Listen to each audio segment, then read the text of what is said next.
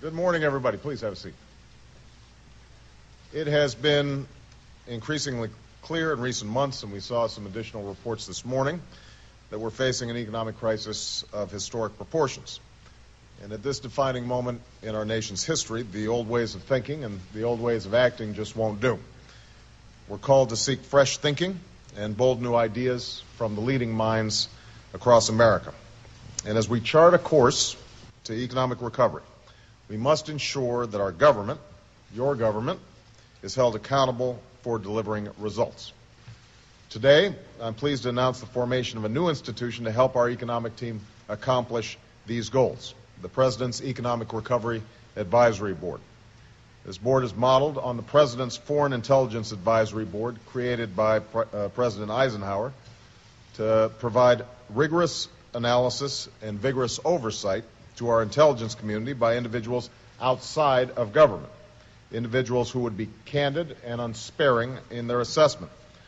This new board will perform a similar function for my administration as we formulate our economic policy.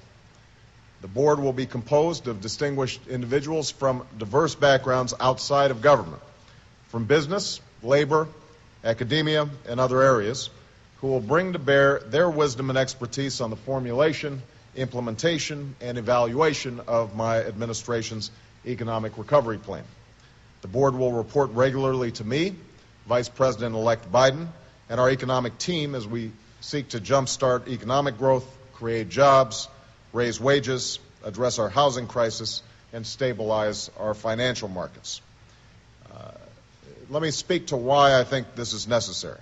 The reality is that sometimes policy making in Washington can become a little bit too ingrown, a little bit too insular. The walls of the echo chamber can sometimes keep out fresh voices and new ways of thinking. You start engaging in groupthink, and those who serve in Washington don't always have a ground-level sense of which programs and policies are working for people and businesses and which aren't. This board will provide that fresh perspective to me and my administration, with an infusion of ideas from across the country and from all sectors of our economy. Input that will be informed by members' firsthand observations of how our efforts are impacting the daily lives of our families. I'm pleased to announce that this board will be chaired by one of the world's foremost economic policy experts, a former chairman of the Federal Reserve and one of my most trusted advisors, Paul Volcker.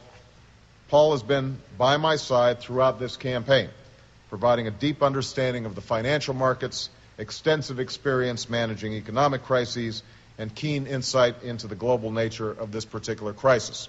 Paul has served under both Republicans and Democrats and is held in the highest esteem for his sound and independent judgment. He pulls no punches. He seems to be fairly opinionated. He has a long and distinguished record of service to our nation, and I'm pleased to answer the call to serve once again. I'm also happy to announce that Austin Goolsbee, another one of my key economic advisors, has agreed to serve as staff director and chief economist of the Economic Recovery Advisory Board and to act as the primary liaison between the board and the administration. I also plan to nominate Austin to serve as one of the 3 members of my Council of Economic Advisors. Austin is one of America's most promising economic minds, known for his path-breaking work on tax policy and industrial organization. He's one of the economic thinkers who's most shaped my own thinking on economic matters. He's been a stalwart advisor for me since I ran for the United States Senate. I look forward to continuing our close collaboration in the White House.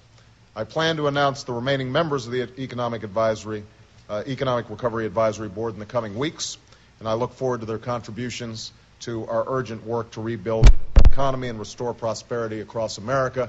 Last point I'd make about the board, I'll announce the particular members in the future, but I just want to be clear that this is going to be designed to make sure that everybody, that businesses across the board, whether it's high-tech or manufacturing, old or new economy, labor,